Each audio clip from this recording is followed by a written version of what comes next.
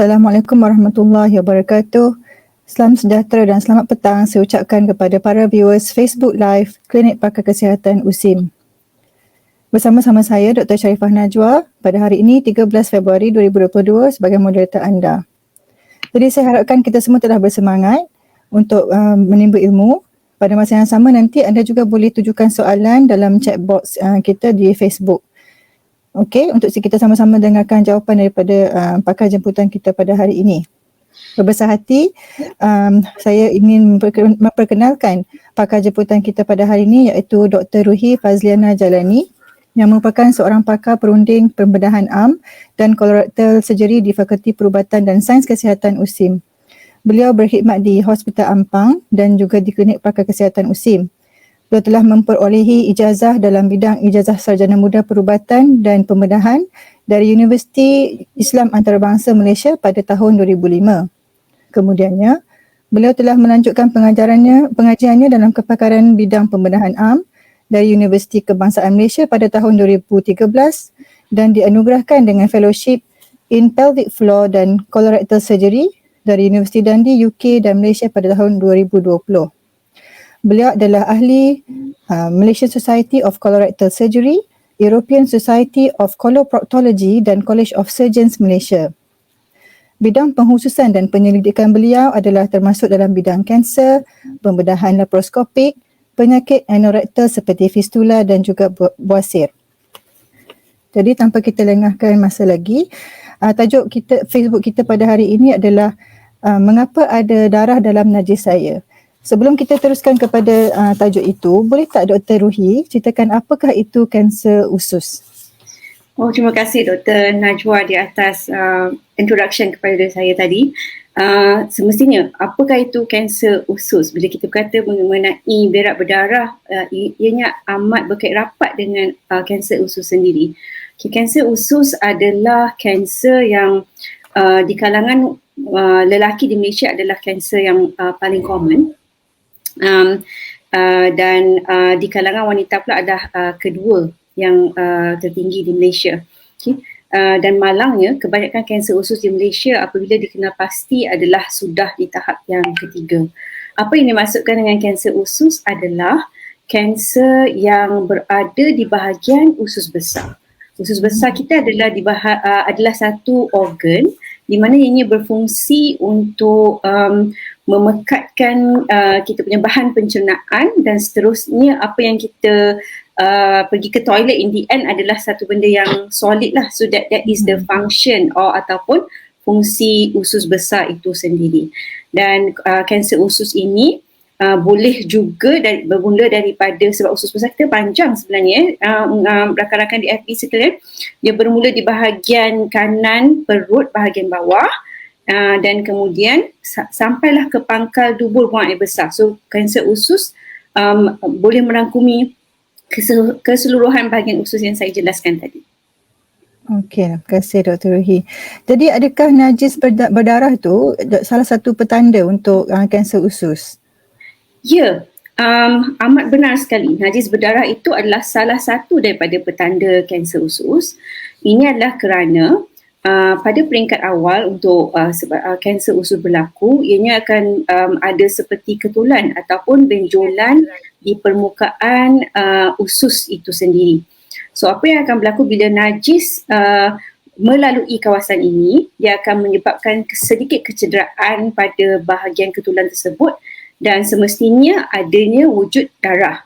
Tapi pendarahan ini boleh bervariasi, maksudnya daripada yang terlampau sikit, tak nampak dengan mata kasar ataupun boleh memang dengan banyak sekali.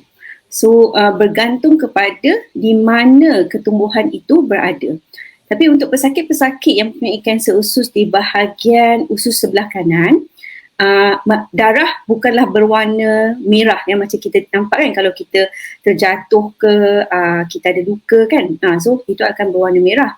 Tapi kalau pesakit yang mempunyai kanser usus di bahagian usus sebelah kanan, darah itu bertukar menjadi warna hitam. So itu sebenarnya pun adalah darah. Maksudnya kalau kita berak, tiba-tiba kita tengok najis kita macam warna kopi.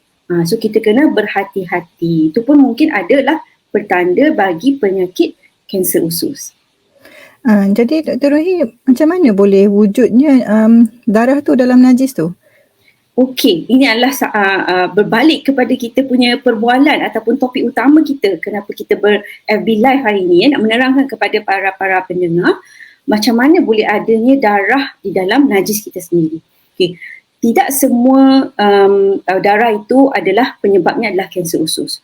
So ada banyak penyebab. Kalau para hadirin sekalian boleh lihat di paparan skrin, kalau kita mulakan di bahagian bawah sekali ditulis perkataan hemorrhoids. Hemorrhoids ni ataupun bahasa Melayu biasanya kita kata buasir. Okay? Buasir memang boleh menyebabkan pendarahan. So apa yang akan berlaku jika ianya adalah bersifat darah merah cerah? Kebanyakan pesakit akan kata, saya pergi tandas doktor, lepas tu najis tu meniti-nitis tapi tak ada sakit. So kemungkinan besar ini adalah buasir, ya, ataupun hemorrhoids. Okay. Kalau kita beranjak sedikit ke bahagian atas lepas hemorrhoids, ada perkataan proctitis. Proctitis ataupun dalam bahasa Melayunya kalau saya nak translate adalah keradangan di bahagian pangkal usus. Okay. Itu yang dinamakan proctitis. Keradangan ni ada banyak sebab. Contohnya ada jangkitan kuman ataupun ada setengah pesakit yang menjalani rawatan radioterapi. Contohnya pesakit-pesakit yang mempunyai kanser prostat ataupun pesakit-pesakit yang mempunyai kanser pangkal rahim. So mereka akan menjalani terapi brachytherapy ataupun radioterapi. Ini yang boleh menyebabkan pendarahan usus di dalam najis mereka, dan ini dikenali sebagai proctitis. Okay. Yang seterusnya kalau kita nampak colorectal cancer, which is kanser usus yang telah saya jelaskan tadi. Kemudiannya kita ada angiodysplasia. Angiodysplasia ini adalah kehadiran salur darah yang tidak normal, ya. Di mana dia bersifat, salur darah yang tak normal ni dia bersifat sangat, dindingnya tersangatlah nipis. So bila ada najis melalui bahagian itu akan menyebabkan pendarahan. Tapi selalunya angiodysplasia ni berlaku pada golongan-golongan yang berusia 65 tahun ke atas, okay, untuk warga-warga tua. So ianya boleh disebabkan oleh angiodysplasia. Okay. Dan satu lagi asbab kenapa ada darah di dalam najis adalah diverticular disease. Diverticular disease ni kalau dalam bahasa mudahnya Najwa, ya, dan juga para hadirin sekalian, ini adalah boleh kita terangkan seperti belon-belon kecil. Usus sepatutnya dia bersifat licin, tapi dalam pesakit yang mempunyai diverticular disease, dia mempunyai seperti belon-belon kecil di mana dindingnya tidak berapa kuat. Okay, ini boleh hadir jika pesakit mempunyai penyakit sembelit yang berlanjutan ataupun mengambil diet pemakanan lebih yang kurang fiber. So boleh wujudkan diverticular disease ini. So diverticular disease ini kadang-kadang ada pembuluh darah yang lemah. So pesakit boleh hadir dengan mengatakan ada darah di dalam najis mereka. Okay. So kalau kita beralih lagi atas lagi daripada gambar yang saya kami paparkan ini, ada perkataan polip. Polip itu adalah seperti satu daging berlebihan yang ada di dalam, sebenarnya dia boleh berada di mana saja, tapi kalau di dalam bahagian usus besar khususnya, sama juga sebab dia ada pembuluh darah yang tidak normal. Bila berlanggaran dengan najis, dia akan mewujudkan pendarahan. Dan polip ini ada juga polip yang kita panggil benign. Benign maksudnya tidak bersifat kanser, dan malignant yang bermaksud dia bersifat kanser. Kalau yang bersifat kanser atau berisiko untuk mendatangkan kanser, selalunya kita akan menasihati pesakit untuk membuang keseluruhan polip ni lah, ataupun masa menjalani prosedur kita akan membuang keseluruhan polip itu tersebut, ya. Dan seterusnya kalau kita lihat di bahagian usus sebelah kanan ada ditulis perkataan colitis. Colitis ini adalah bermaksud keradangan di bahagian usus besar. So kalau di bahagian pangkal tempat buang najis kita panggil proctitis, tapi kalau di bahagian mana-mana usus besar kita panggil colitis. Colitis ini juga boleh disebabkan oleh sama ada jangkitan kuman ataupun keradangan yang diperolehi secara genetik. Contohnya ulcerative colitis ataupun Crohn's disease. Di Malaysia ada beberapa pesakit begini tapi tidaklah sebanyak di mana di negara barat ya. So di antara penyebab najis berada di dalam darah tu adalah colitis yang seperti saya terangkan tadi. Ya. Ini Najwa. Okey. Okay, terima kasih Aina atas paparan tersebut. Jadi Dr. Ruhi, kalau kita lihat ada banyak sebab kenapa najis kita boleh berdarah. Jadi macam mana kita nak tahu sama ada itu adalah kanser atau tidak? Okey. So seperti biasa kalau kita berjumpa dengan doktor, mereka akan bertanyakan banyak soalan. Kenapa? Sebab kita nak untuk basically differentiate ataupun mengenal pasti sama ada adakah ini kanser ataupun adakah ini adalah sebab lain yang seperti yang saya terangkan. Okey, contoh-contoh ataupun apa tanda-tanda lain yang boleh kita kenal pasti penyebab kanser adalah sembelit. Okay? Ada setengah pesakit, kita kena perhatikan kita punya aktiviti membuang air besar macam mana. Normal bagi setiap orang adalah berlainan. Ada orang akan daripada dia muda remaja memang setiap 3 hari sekali. So kalau itu adalah normal bagi mereka, so tak perlu risau, tak perlu bandingkan dengan orang yang membuang air besar setiap hari. Kalau itu adalah normal bagi mereka. Tapi jika anda adalah seorang yang biasa membuang air besar setiap hari, tiba-tiba dalam beberapa bulan dia berubah. Kenapa dia menjadi 3 kali, setiap 3 hari 1 kali atau berubah dalam 1 minggu menjadi 1 kali, anda perlu risau. Perlu mendapatkan nasihat daripada doktor supaya mereka boleh memastikan ini adalah bukan petanda-petanda kanser usus. Selain daripada berubahnya kita punya perubahan aktiviti membuang air besar, ada juga pesakit yang mempunyai dia pergi ke tandas, dia rasa nak buang air besar, pergi-pergi dia tunggu-tunggu tak ada apa-apa. Mereka ingat normal, dia ingat macam orang biasa pun cakap-cakap sembelit kan, duduk lama-lama. Ada tu setengah pesakit yang bila saya tanya sampai boleh tengok Facebook live lagi dekat dalam toilet kan, ataupun boleh membaca lagi ingredient shampoo dekat dalam toilet sampai habis. So mereka ingat itu adalah satu benda yang normal. Tapi sebenarnya ini adalah tidak normal. So jika ada benda perubahan apa pun dari segi sifat anda membuang air besar, dapatkan rawatan ataupun dapatkan berjumpa dengan doktor anda yang terdekat. Selain daripada itu Najwa dan juga pendengar sekalian, apa pesakit akan mengatakan adalah kadang-kadang mereka ada sakit di bahagian mana-mana di bahagian perut. Biasalah masyarakat kita kan bila makan kata kembung, rasa tak lawas kan, rasa macam tak sedap badan kan. So kadang-kadang benda-benda ini mereka akan jangkakan adalah satu benda yang tak apa, kita boleh tunggu lagi. So malangnya bila dah tunggu terlampau lama, kalau tak mendapatkan nasihat daripada doktor perubatan, kita takut nanti kanser tu sudah merebak ke bahagian lain ya. So sakit di bahagian mana-mana bahagian perut juga boleh memberitahu ini adalah satu petanda kanser usus. Okay? Tapi sebaiknya kanser usus ini tidaklah kalau jangan tunggu sakit. Maksudnya jangan tunggu ada najis dalam darah, jangan tunggu dulu ada perubahan dari segi anda membuang air besar. Macam tadi perubahan dari segi sembelit. Ada juga setengah pesakit tu dia bersifat asyik membuang saja. Diingat tadi dia ada celik berit kan, berlarutan kan selama beberapa minggu.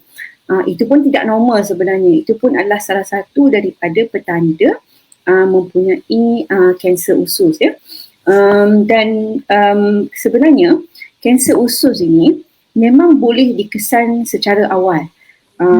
Dan sebenarnya di Malaysia juga, malahan di Kementerian Kesihatan Malaysia ada menyediakan perkhidmatan untuk mengesan kanser usus pada peringkat awal. So apa yang mereka offer ialah kita bagi sampel, pesakit akan memberi sampel najis mereka. Sebab ingat pada mula-mula perbincangan kita berbincang mengenai darah di dalam najis kan. So apa yang terjadi, sampel najis ini akan dihantar ke makmal untuk melihat secara mikroskopiknya, maknanya di bawah mikroskop ada tak kehadiran darah di dalam najis.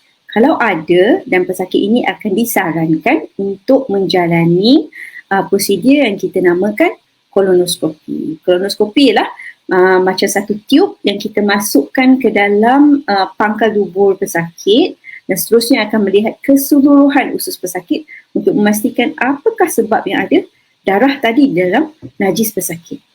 Ya, Najwa. Okey, terima kasih Dr. Ruhi. Ada salah seorang penonton kita yang bertanya, betul ke prosedur kolonoskopi tu sakit Dr. Ruhi? Okey. Kebanyakan pesakit definitely akan bertanya soalan ni sebab kita akan masukkan satu tiub kan. So apa yang terjadi ialah sebelum prosedur itu sendiri, untuk mengelakkan kesakitan, kita akan memberikan ubat pelali kepada pesakit. Ya. Selalunya ubat pelali tu kita akan bagi melalui jarum lah yang kita masuk dekat melalui tangan. Ya. So dan melalui prosedur tu kita akan selepas bagi ubat pelali, pesakit kebanyakan memang tak akan ingat lah apa prosedur yang dijalaninya. Tapi ada beberapa pesakit kalau macam dia memang ada kita kata anxiety ataupun rasa gemuruhnya, tak boleh nak dielakkan, boleh berbincang dengan doktor anda dan ini boleh jalankan dengan sama juga dengan ubat sedation. Tak perlu kita nak bagi bius penuh, tapi ubat sedasi yang kita bagi tu atau ubat tidur yang kita bagi tu lebih kuat sedikit. Ini memerlukan rakan bantuan daripada pihak anestesiologi untuk membantu kami memberi ubat yang lagi kuat supaya pesakit tidak mengalami sebarang kesakitan semasa menjalani proses kolonoskopi. Kolonoskopi ini memang sangat penting.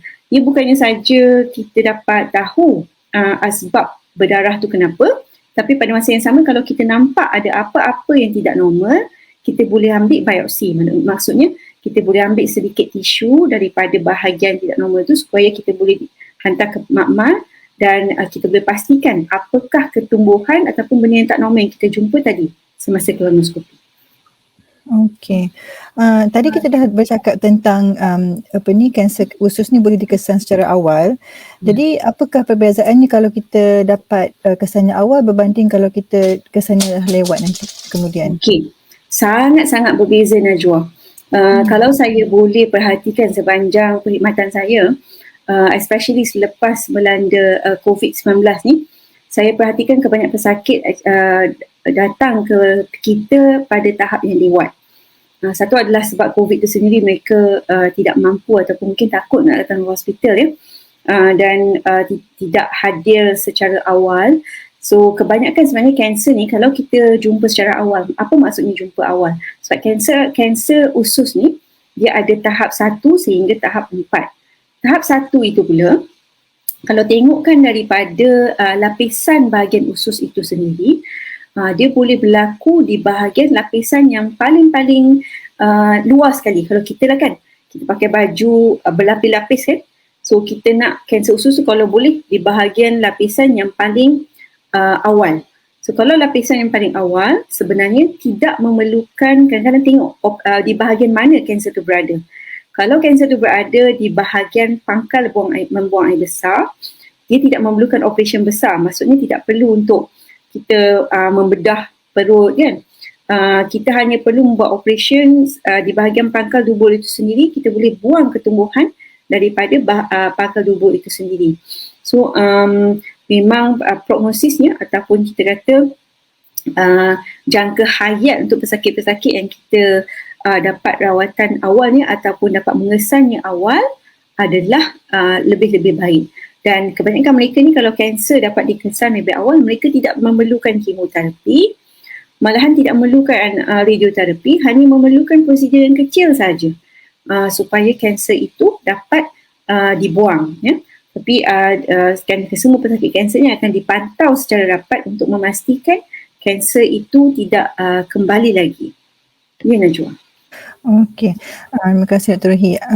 Berdasarkan pengalaman Dr. Ruhi, ada tak mana-mana pesakit yang tak ada pun darah dalam najis dia tapi dia disahkan menghadapi kanser usus? Ada. Kebanyakan pesakit sebenarnya terutamanya pesakit yang muda sebab mereka akan ingatkan sembelit tu adalah satu benda yang mudah. Kan bila dia ada perubahan dari segi yang besar, dia akan kaitkan dengan perubahan tu mungkin dari segi agaknya ubah diet kot, agaknya kita tak bersukan kot, ataupun agaknya kebanyakan pesakit dia kata apa? Stres. So memang betul, memang ada setengah benda berkaitan dengan benda apa yang saya nyatakan tadi. Tapi pada masa yang sama, seharusnya mendapatkan pemeriksaan daripada doktor pakar supaya apa yang kita dapati ialah mereka-mereka ini bila mereka ingat sembelit pergi tandas kan, duduk-duduk tak keluar apa-apa, okay, tak apalah, tunggulah esok kan, esok insyaAllah keluar. Dan malam ni dekat Malaysia ni kita punya ubat apa kita jual, ubat detox and then ubat over the counter untuk melembutkan najis ni memang banyak dijual. Memang tak salah, memang boleh beli, tapi jangan larutkan simptom-simptom anda. Kalau benda ni berlarutan 1 minggu, 2 minggu, cepat-cepat dapatkan temu janji dengan doktor pakar. Dan kebanyakan pesakit yang saya jumpa ni, yang especially pesakit-pesakit muda mereka sangat muda, bila mereka datang sebab mereka tidak mereka mengambil mudah symptoms ataupun apa jua yang mereka alami dalam badan mereka, apabila mereka datang sudah stage 4 ataupun stage 3 So pada tahap itu kita dah tak boleh nak buat apa-apa lagi. Okay. Kesimpulannya apa yang saya nak beritahu kepada para pendengar sekalian, jangan tunggu sampai ada najis dalam darah, itu dah macam tanda besar dah sebenarnya tu sedikit changes saja atau sedikit saja perubahan di dalam tabiat anda membuang air besar, jumpalah dengan doktor. Okay, baik. Jadi macam mana kita nak tahu siapakah yang lebih berisiko untuk dapat kanser usus ni? Ada tak kategori mana-mana? Okey.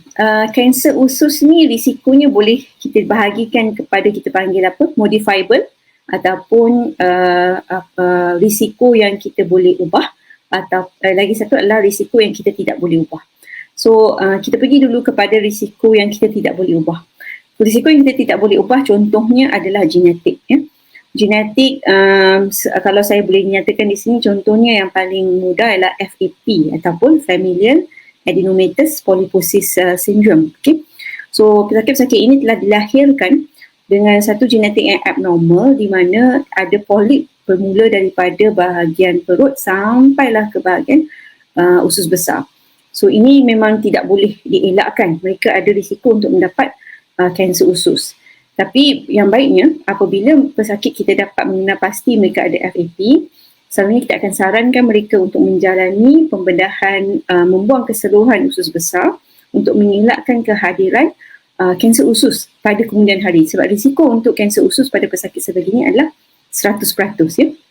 Itu adalah salah satu di mana kita kata non-modifiable factor, which is genetic.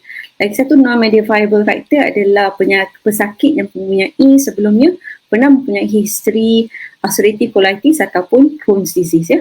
So pesakit-pesakit ini mempunyai risiko berbanding dengan orang yang normal untuk mengalami penyakit kanser usus. Dan modifiable factor pula adalah minuman alkohol, merokok, serta lifestyle yang tidak aktif, dan juga pesakit yang berada pada tahap obesity ataupun obese, serta pesakit yang mengamalkan pemakanan kurang serat. Okay, dalam diet pemakanan dia adalah tinggi pengambilan makanan daging merah. So ini boleh meningkatkan risiko untuk mendapat kanser-kanser usus. So untuk kita yang tidak mempunyai non-modifiable risk factor ataupun risiko yang tidak boleh ubah, marilah kita hidup secara sihat dan cuba mengurangkan risiko kita untuk mendapat kanser usus seperti apa yang saya nyatakan tadi. Okey. Ada beberapa soalan Dr. Rohi, boleh kita entertain daripada viewers? Okey, ada seorang tanya, bila dah ada tanda sembelit, adakah itu kira dah lambat ke, doktor? Okey. Sebenarnya bila dah ada tanda sembelit tu boleh saya kategorikan kemungkinan dah lambat, sebabnya kalau kita boleh bayangkan kan, kita punya usus tu sepatutnya dia lurus, macam kalau kita bayangkan sebuah pipe kan. Pipe tu kalau dia lancar je air dia takkan tersekat-sekat kan, dan dinding dia memang licin, tak ada masalah apa-apa. Tapi kalau ada ketumbuhan di dalam usus itu sendiri, Dan pipe ni sendiri kalau partially, separuh tersumbat, semudah sinki kita lah kalau tersumbat kan, sikit je pun dia nampak dah susahnya air ni nak turun kan. So seumpama itu jugalah dengan kita punya aktiviti membuang air besar tu. So bila dah ada petanda sembelit tu, maksudnya kemungkinan besar dia punya ketumbuhan tu dah dah bersifat separa tersumbat lah ya. So sebab tu saya berkata kepada pendengar sekalian, jangan tunggu sampai ke tahap begitu. Apa jua jenis perubahan dari sebab kadang-kadang definisi sembelit ni bagi setengah-setengah pesakit lain. Bagi mereka sembelit tu adalah duduk lama di toilet. Ada yang rasa macam tu. Ada juga setengah pesakit bagi mereka mendefinisikan sembelit ni bila sakit perut yang berlebihan. So kesimpulannya, kejua yang anda tak pasti, berjumpalah dengan doktor pakar supaya kita boleh pastikan apa yang anda alami itu adalah bukan satu kanser yang kita sebenarnya boleh rawat pada peringkat awal ya. Okey, baik. Lagi satu, ada juga bertanya tentang pemakanan. Jadi tadi Dr. Ruhi dah mention lah tentang pemakanan tu ada juga yang menyebabkan. Tapi ada juga soalan yang bertanya, bagaimana pula, ada tak kaitan dengan COVID? Setakat ni saya tidak, sepanjang saya punya literature reading, saya tidak jumpa pula kaitan antara kanser dengan COVID-19 lah. Tapi yang saya perasan apa yang COVID-19 telah menyebabkan dalam perkhidmatan kanser ialah pesakit telah berjumpa dengan doktor pada tahap yang lebih lewat. Kalau nak bandingkan dengan pre-COVID era, apa jua mereka ada, mereka akan cepat-cepat jumpa doktor. Tapi post-COVID era ni mungkin sebab COVID itu sendiri, mereka lebih takut untuk mendapat COVID. So rawatan nak dapatkan untuk memastikan apa yang mereka dapat tu agak lewat. Itu saja. Dan semestinya memang ada salah satu saya baca soalan tadi, chicken chop, memang all this fast food, sebab tu kita mula lihat pesakit-pesakit yang muda sekarang ya, mula mendatang dengan kanser usus.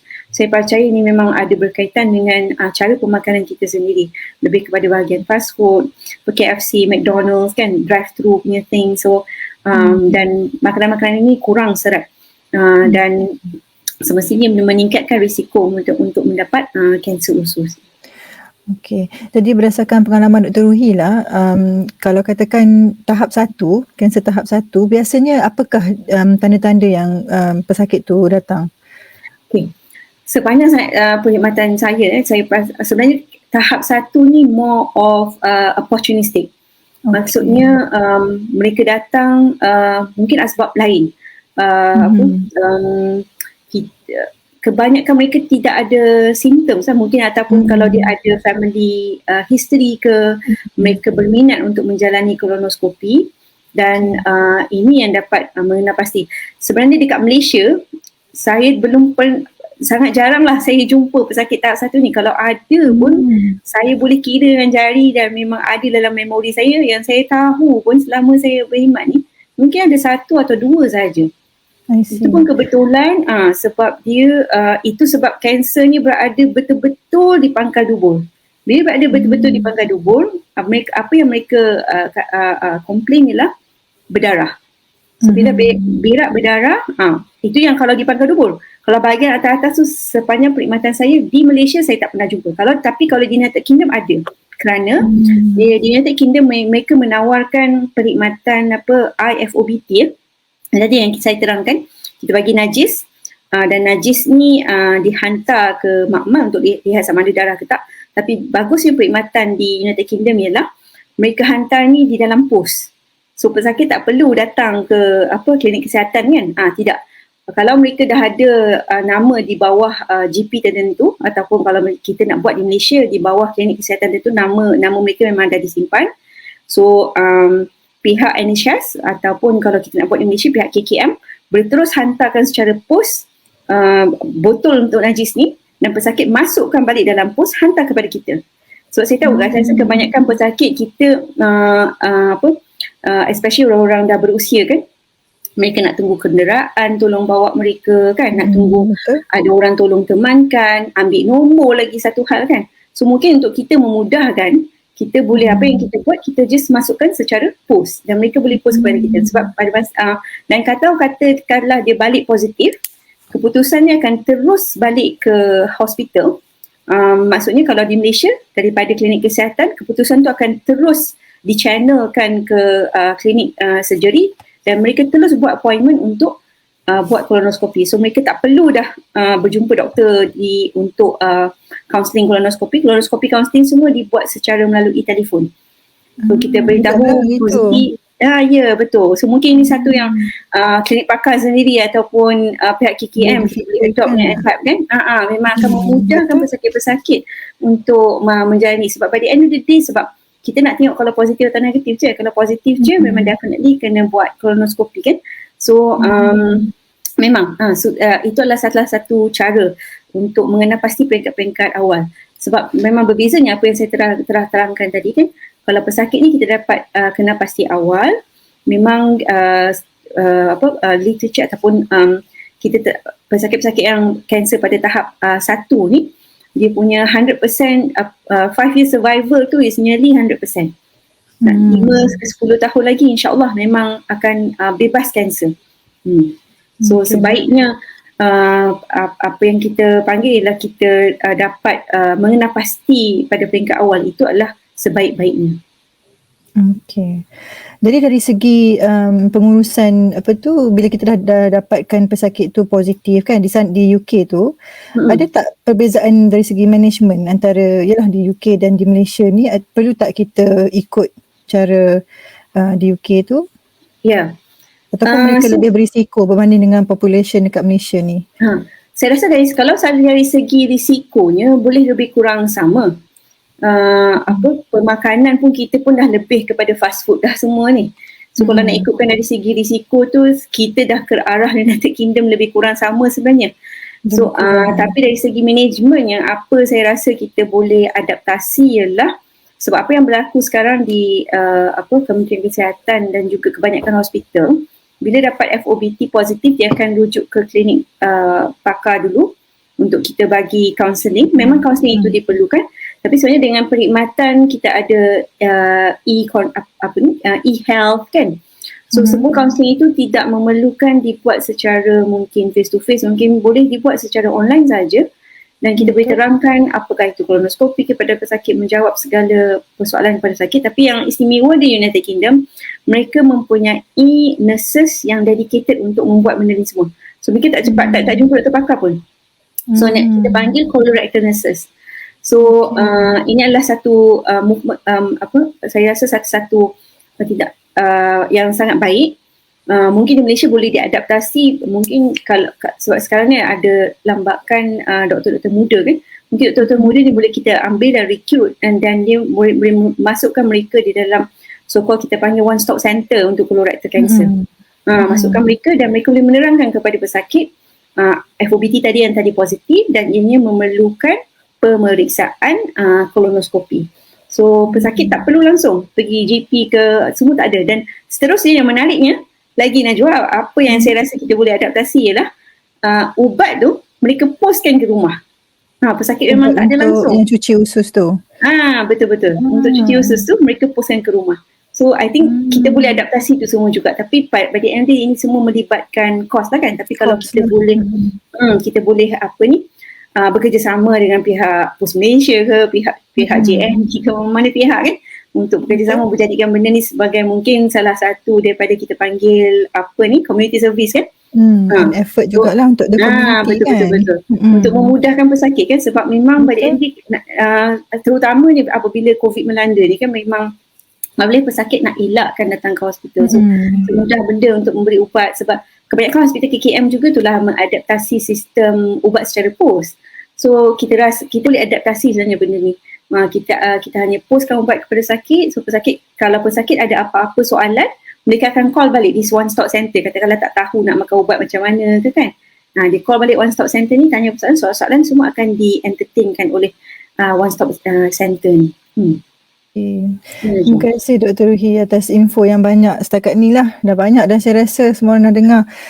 Cuma nak tahulah, tadi Dr. Ruhi ada mention katanya that dekat Malaysia ni tahap 1 tu kurang.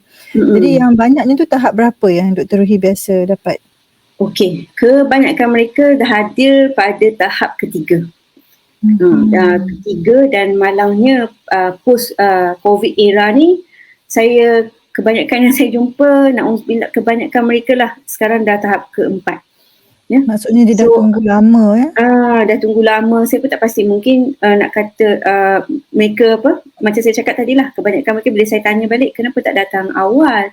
Saya kata COVID doktor saya takut. Dia cakap macam tu kan. Betul. So sebab kanser ni dia lagi lama duduk di dalam badan, kalau kita tak buat apa-apa, dia bersifat boleh merebak. Kanser ni merebak melalui sama ada kita punya darah ataupun melalui kita panggil saluran limpa. Dan kalau kita dapat rawat awal, memang rawatan awal untuk kanser usus ni pertamanya adalah pembedahan. Selepas pembedahan, barulah kita bagi sama ada perlukan kemoterapi ataupun radioterapi. Itu semua bergantung kepada tahap kanser pesakit lah. Ya. Okey, jadi kalau tahap ketiga ni terus kena kemo jugalah Dr. Rohie ya? Ya, betul. Untuk tahap ketiga memang kita tak boleh nak elakkan. Kita memerlukan kemoterapi. Kenapa? Tahap ketiga adalah kanser yang telah merebak.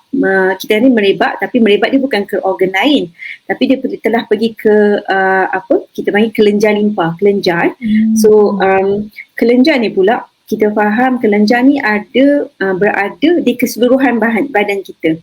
So bila berada di dalam kelenjar, ada kemungkinan besar dia sudah masuk di dalam darah.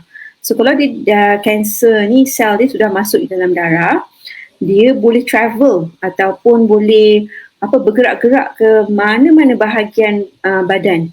Terutamanya kalau kanser usus, organ seterusnya yang dia akan pergi adalah hati, dan seterusnya boleh merebak ke bahagian paru-paru. Tapi dengan teknologi terkini, Alhamdulillah Najwa, walaupun pesakit-pesakit kita labelkan sebagai stage 4 ataupun tahap 4, tapi tahap 4 bagi kanser usus ni ada dua. Tahap 4 yang memang kita tak boleh nak buat apa-apa. Maksudnya tahap 4 tu dah merebak memang banyak sangat hati. Sebab hati kita ada dua, kita panggil ada dua bahagian. Hati kanan dan hati kiri ya. Paru-paru pun ada paru-paru kiri dan paru-paru kanan. So kalau bukan merebak di dua-dua bahagian hati, dan kita telah periksa hati tu melalui adalah teknologi yang kita buat, ada MRI, dan kita tengok fungsi hati tu. Sebab hati ni Allah jadikan, kita tak perlu 100% hati tu untuk berada dalam badan manusia untuk memberikan function 100%. Dengan kalau tak silap saya lah, dengan fungsi hanya 50%, dengan adanya hanya lebih kurang 50% hati ni ada, dia boleh mengadaptasikan fungsi kepada 100%.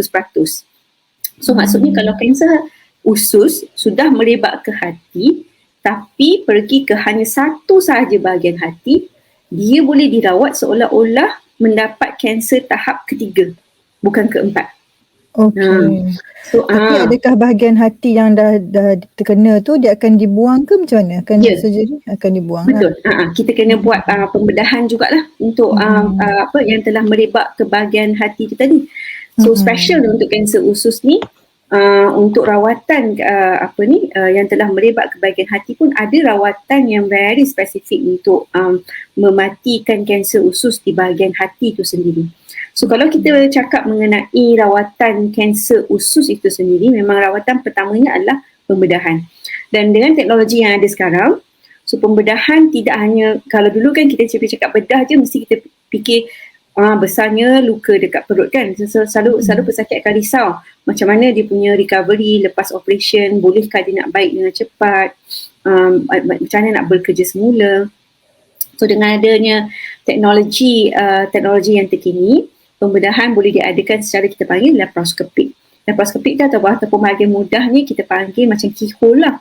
Maksudnya apa? Kita gunakan satu-satu instrumen yang kecil. Kalau saya boleh bagi contoh. Contoh, ini adalah sekecil-sekecil pen. Sebesar-besar pen sahaja instrumen ataupun alat operasi yang kita pakai tu untuk membuat pembedahan di dalam bahagian usus pesakit. So mungkin dia punya luka paling besar pun mungkin dalam lebih kurang panjang macam ni lah. Sangat kecil saja, hanya untuk membenarkan, membolehkan ketumbuhan ini tadi dikeluarkan. Tapi ada juga teknologi sekarang yang untuk wanita kita boleh keluarkan ketumbuhan tu melalui saluran peranakan. So maknanya kat bahagian perut luka dia hanya kecil-kecil saja, kurang daripada 1 cm, tapi ada di beberapa bahagian perut, dan untuk mengeluarkan ketumbuhan tu dia mengeluarkan melalui bahagian peranakan lah. Dan ada juga pembedahan yang tak ada, yang lukanya memang kecil-kecil di bahagian perut, yang besarnya kita keluarkan melalui pangkal dubur. Itu bergantung kepada di manakah kanser ini ada. And then satu lagi benda ialah tidak semua kanser usus memerlukan stoma. Stoma ataupun kita panggil bag untuk membuang najis, buang air besar. So tak semua kanser usus memerlukan stoma. Ada beberapa pertimbangan lah yang doktor akan buat, sama ada keselamatan untuk menyambungkan balik usus itu sendiri, ataupun adakah usus itu cukup panjang untuk disambungkan semula. So ada beberapa pertimbangan yang doktor pakar yang buat sewaktu membuat pembedahan untuk memastikan bahawa sama ada usus itu boleh disambung ataupun tidak, ataupun keperluan pesakit mempunyai stoma ataupun tidak. So selepas kita mendapat rawatan pembedahan, so bergantung pada tahap tadi, sama ada kita memerlukan kemoterapi ataupun radioterapi. So bergantung kepada tahap kanser pesakit lah.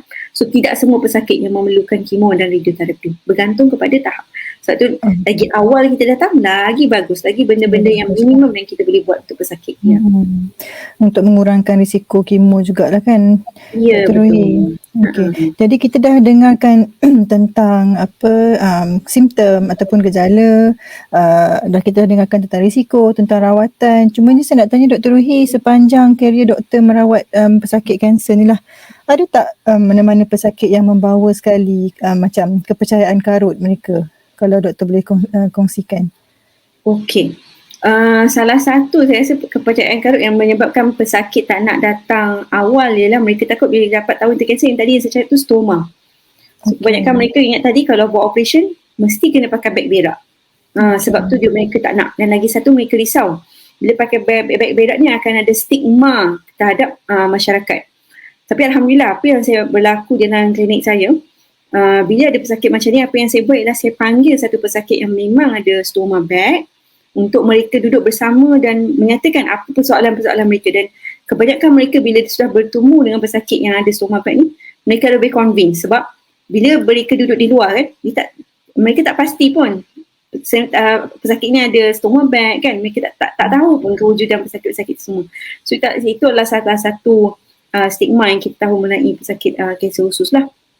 Lagi satu ialah amalan untuk contohnya mengambil ubat detox untuk membersihkan usus. Dia kata saya ni ada kanser usus sebab ada banyak sangat toksin dalam badan kan. Sebenarnya bukan. Memang Allah jadikan usus besar ni memang untuk membuang bahan-bahan pembuangan kan. So tapi cara Allah jadikan itu ialah dengan cara kita membuang besar secara semula jadi. So kita tak perlu pun ubat detox ni. Kenapa? Apa bahayanya ubat detox ni ialah dia mempunyai kepekatan garam yang tinggi dan kadang-kadang dia boleh mengganggu sistem garam dalam badan, terutamanya untuk orang-orang tua yang ada penyakit buah pinggang, ada penyakit kencing manis, darah tinggi. Dia boleh menyebabkan kurang garam dalam badan selepas mengambil ubat detox ni sendiri. Itu bukan sahaja orang tua orang muda pun sama nanti boleh efek kepada buah pinggang dan juga hati kalau kerap pengambilan detox ni.